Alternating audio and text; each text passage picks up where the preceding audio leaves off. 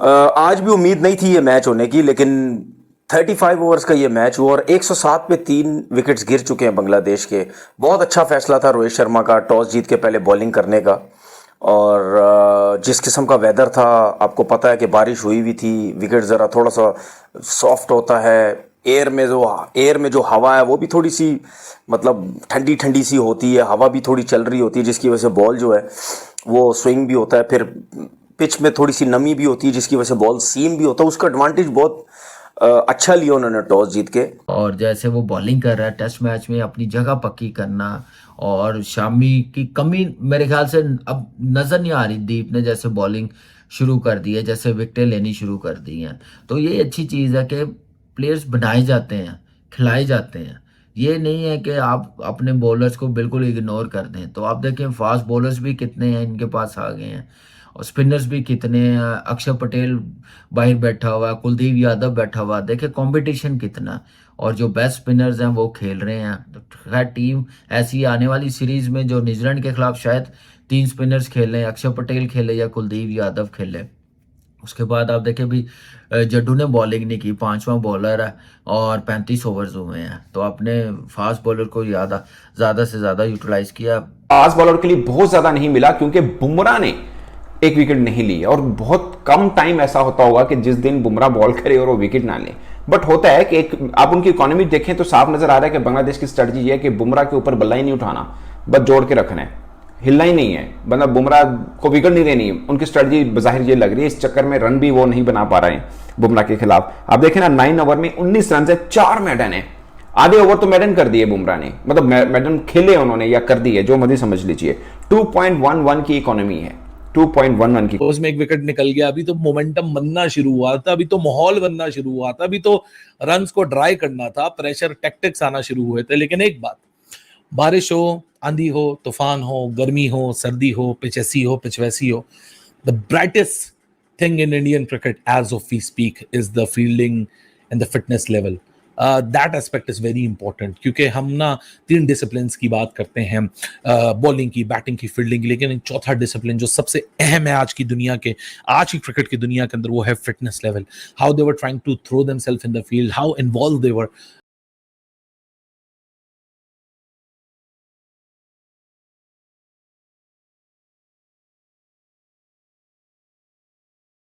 जो test match के हालात थे वो लग नहीं रहा था कि टेस्ट मैच स्टार्ट होगा। और एक आध दिन से जो इंडिया में वो कानपुर में ये मैच खेला गया और बारिश भी हुई।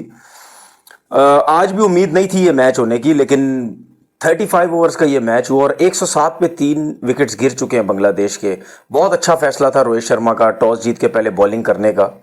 और जिस किस्म का वेदर था, आपको पता है कि बारिश हुई हुई थी, विकेट ज़रा थोड़ा सा सॉफ्ट होता है। एयर में जो हवा है वो भी थोड़ी सी, मतलब ठंडी ठंडी सी होती है, हवा भी थोड़ी चल रही होती है, जिसकी वजह से बॉल जो है वो स्विंग भी होता है। फिर पिच में थोड़ी सी नमी भी होती है, जिसकी वजह से बॉल सीम भी होता है। उसका एडवांटेज बहुत अच्छा लिया उन्होंने टॉस जीत के। एक पर्सपेक्टिव ये जरूर कह सकते हैं कि इस पिच में पहले दिन में फास्ट बॉलर के लिए बहुत ज्यादा नहीं मिला क्योंकि बुमराह ने एक विकेट नहीं ली और बहुत कम टाइम ऐसा होता होगा कि जिस दिन बुमराह बॉल करे और वो विकेट ना ले। बट होता है कि एक आप उनकी इकोनॉमी देखें तो साफ नजर आ रहा है कि बांग्लादेश की स्ट्रेटजी ये है कि बुमराह के ऊपर बल्ला ही नहीं उठाना, बस जोड़ के रखना है, हिलना ही नहीं है, मतलब बुमराह को विकेट नहीं देनी। उनकी स्ट्रेटजी बाहिर ये लग रही है, इस चक्कर में रन भी वो नहीं बना पा रहे हैं बुमराह के खिलाफ। आप देखें ना 9 ओवर में 19 रन से 4 मेडन है। आधे ओवर तो मेडन कर दिए बुमराह ने, मतलब मेडन खेले उन्होंने या कर दिए, जो मर्जी समझ लीजिए। 2.11 की इकोनॉमी है, 2.11 की इकोनॉमी। दूसरे सिराज की इकोनॉमी आप चेक करें 3.86 की, ऑलमोस्ट 4 की इकोनॉमी है। मुझे लगता है कि टेस्ट के अंदर सिराज की इकोनॉमी थोड़ी सी डिस्टर्बिंग जरूर है। और दीप जो है, काशदीप, उन्होंने 10 ओवर में 4 मेडन किए हैं, 34 रन दिए हैं और 2 विकेट्स लिए हैं। अच्छे बॉलर हैं, मतलब सही इनकी धार रफ्तार नजर आती है, शानदार है। और अश्विन ने भी एक विकेट लिया, 9 ओवर में 22 रन दिए, कोई मेडन नहीं किया उन्होंने। तो कुल मिलाकर 35 ओवर्स का खेल हुआ है। तो लेकिन अच्छी बॉलिंग, जबरदस्त बॉलिंग, दीप ने 2 विकेटें ली हैं जैसे। और जैसे वो बॉलिंग कर रहा है टेस्ट मैच में अपनी जगह पक्की करना। और शामी की कमी मेरे ख्याल से अब नज़र नहीं आ रही। दीप ने जैसे बॉलिंग शुरू कर दी है, जैसे विकेटें लेनी शुरू कर दी हैं, तो ये अच्छी चीज़ है कि प्लेयर्स बनाए जाते हैं, खिलाए जाते हैं। ये नहीं है कि आप अपने बॉलर्स को बिल्कुल इग्नोर कर दें। तो आप देखें फास्ट बॉलर्स भी कितने हैं इनके पास आ गए हैं, और स्पिनर्स भी कितने हैं, अक्षर पटेल बाहर बैठा हुआ है, कुलदीप यादव बैठा हुआ है, देखिए कंपटीशन कितना है। और जो बेस्ट स्पिनर्स हैं वो खेल रहे हैं। तो खैर टीम ऐसी आने वाली सीरीज में जो न्यूजीलैंड के खिलाफ शायद 3 स्पिनर्स खेले, अक्षर पटेल खेले या कुलदीप यादव खेले। उसके बाद आप देखें भी जड्डू ने बॉलिंग नहीं की, 5वां बॉलर है और 35 ओवर्स हुए हैं, तो अपने फास्ट बॉलर को ज़्यादा से ज़्यादा यूटिलाइज़ किया। 200-250 रन अब बांग्लादेश का काम है करना।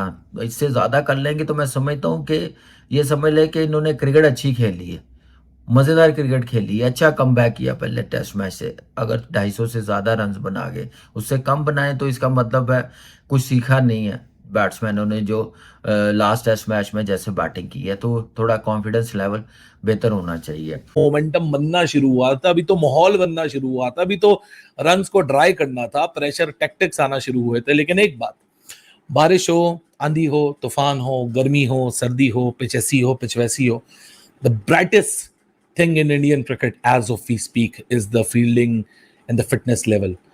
That aspect is very important क्योंकि हम ना 3 डिसिप्लिन की बात करते हैं, बॉलिंग की, बैटिंग की, फील्डिंग की, लेकिन चौथा डिसिप्लिन जो सबसे अहम है आज की क्रिकेट की दुनिया के अंदर, वो है fitness level. How they were trying to throw themselves in the field, how involve they were, that was a nice sight to सी।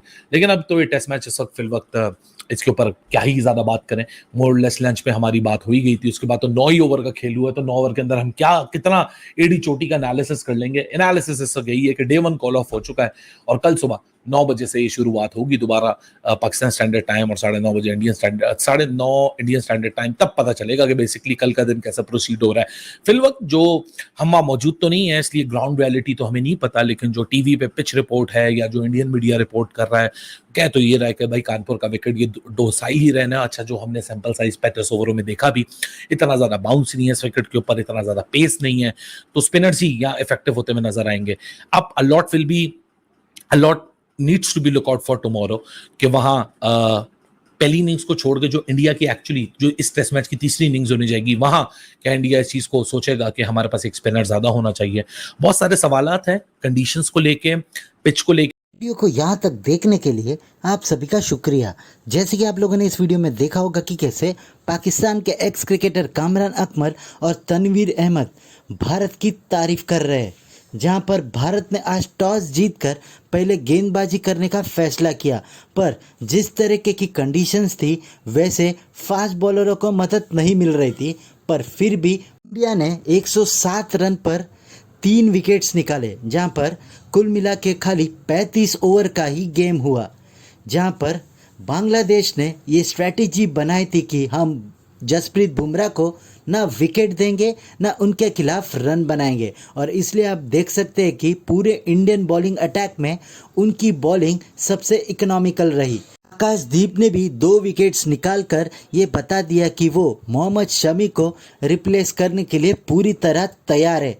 वहीं पर भारतीय फील्डिंग की भी आज नज़ारे देखने को मिले। जिस तरीके से भारतीय प्लेयर्स फील्डिंग कर रहे थे, ऐसा लग रहा था कि वो पूरी तरह बांग्लादेश को पहले ही दिन जकड़ना चाहते हैं। ऐसे ही भारत और पाकिस्तान की क्रिकेटिंग वीडियोस के लिए हमारे चैनल को सब्सक्राइब करें, हमारे सभी वीडियोस को लाइक करें और बेल आइकन दबाना बिल्कुल भी ना भूलें, ताकि हमारे सभी नए वीडियोस के नोटिफिकेशन आपके पास सबसे पहले पहुंच जाए।